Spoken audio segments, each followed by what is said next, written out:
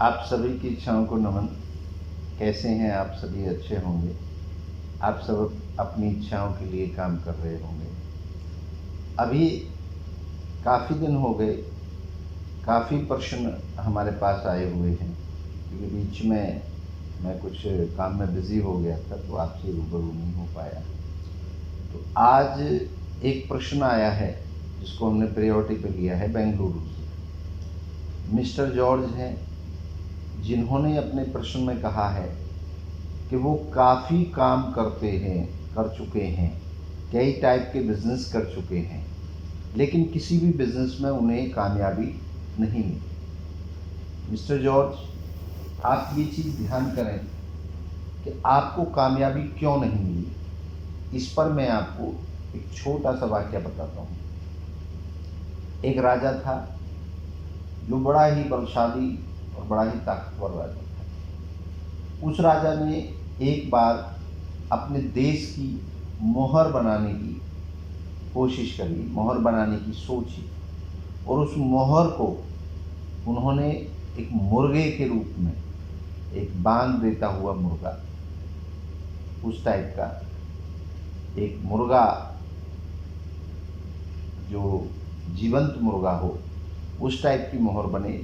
तो उन्होंने पूरे देश में ये घोषणा करा दी कि जितने भी चित्रकार हैं, जो सबसे बेहतरीन चित्रकारी मुर्गे की बनाएगा, उसको देश का कलाकार घोषित कर दिया जाएगा और उसे ढेर सारा इनाम दिया जाएगा। इसको देख करके देश भर के जितने भी चित्रकार थे, वो सब राजधानी में पहुँचे और राजा के दरबार में अपनी अच्छी अच्छी जो तस्वीर थी मुर्गे की, वो बना करके पेश करी।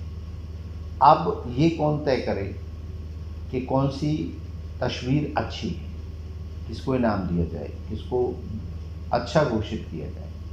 तो उसके लिए राजधानी में एक बहुत बुज़ुर्ग कलाकार थे, चित्रकार थे, उनको इसकी जिम्मेदारी दी गई।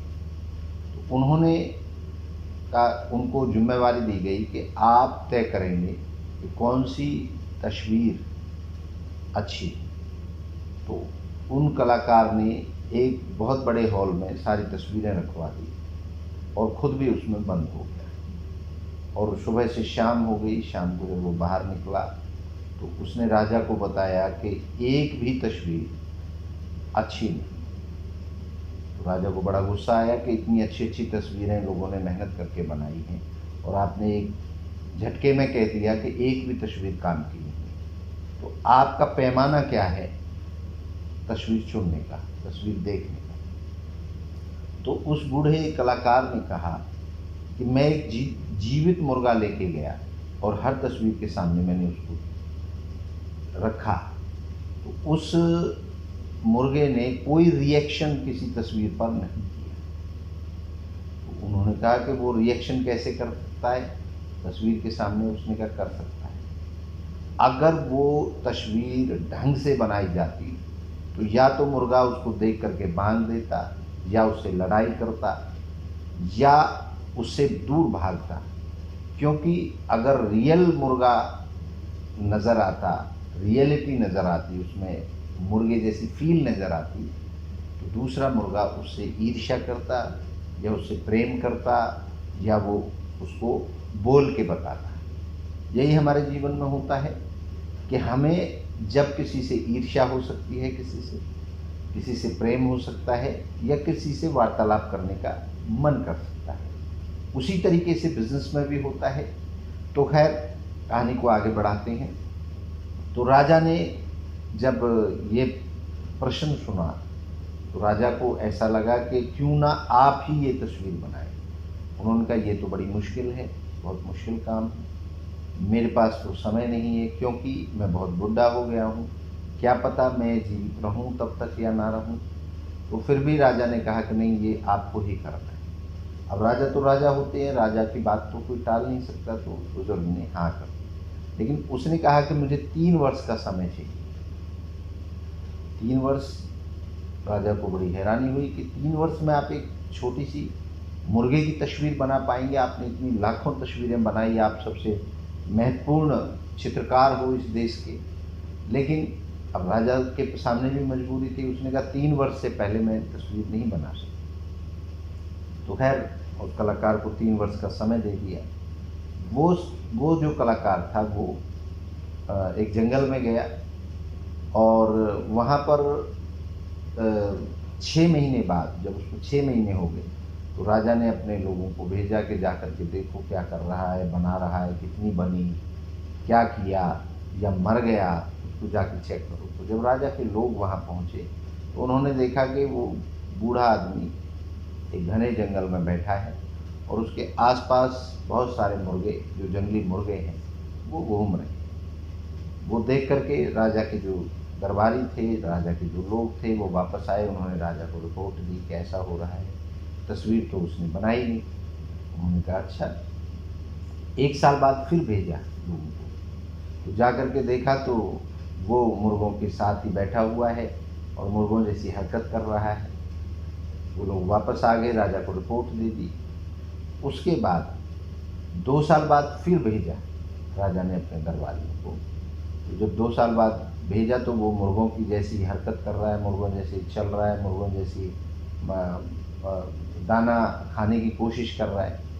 तो 2 साल बाद फिर रिपोर्ट दी राजा को और 3 साल जब हो गए तब राजा ने फिर लोगों को भेजा और बोला उनको बुला के लाओ। जब वहाँ जाकर के लोगों ने देखा तो वो बिल्कुल मुर्गे की ही आवाज़ में बोल रहा है, मुर्गों जैसी दाना चुग रहा है, मुर्गों जैसी चल रहा है और मुर्गे सारे उसके साथ चल रहे हैं, घुल मिल रहे हैं। तो राजा का आदेश था, उसको बोला कि चलो, राजा ने बुलाया है, तो उसने मुर्गों जैसी ही आवाज़ निकालनी शुरू कर दी। तो ज़बरदस्ती राजा के लोग उसको उठा करके ले आए। जब दरबार में लाया गया तो वो मुर्गों जैसी हरकत करने लगा। तो राजा ने बोला कि 3 वर्ष हो गए, आपने तस्वीर कहाँ है? जो तस्वीर आप बनाने के लिए हमने भेजा था, वो तस्वीर कहाँ है? तो उस कलाकार ने कहा कि अब मैं तस्वीर बना सकता हूँ, आप रंग मंगाइए, कागज़ मंगाइए, कलम मंगाइए, क्योंकि मैंने मुर्गों जैसा जीना सीख लिया है, अब मैं मुर्गे की तस्वीर बना सकता हूँ। तो उस व्यक्ति ने, उस कलाकार ने फटाफट से तस्वीर बनाई और राजा को दी। तो राजा को वाकई में ये तस्वीर बहुत अच्छी लगी, लेकिन राजा ने कहा पैमाना वही होगा जो आपने दूसरों के ऊपर लागू किया था। मुर्गा लाया जाएगा और मुर्गे के सामने इस तस्वीर को रखा जाएगा। तो वही हुआ, मुर्गा लाया गया।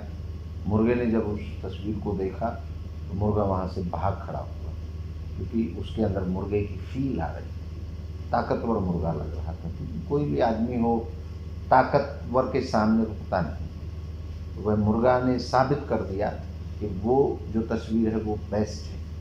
तो फिर उस व्यक्ति को पूछा गया कि ऐसा क्यों, ऐसा क्या किया तुमने, थोड़ी सी देर में ये तस्वीर बना दी? उसने कहा सबसे पहले मैंने मुर्गे को जाना, मुर्गा क्या चाहता है, मुर्गा क्या खाता है, मुर्गा कैसे जीता है, मुर्गे की क्या दिनचर्या होती है।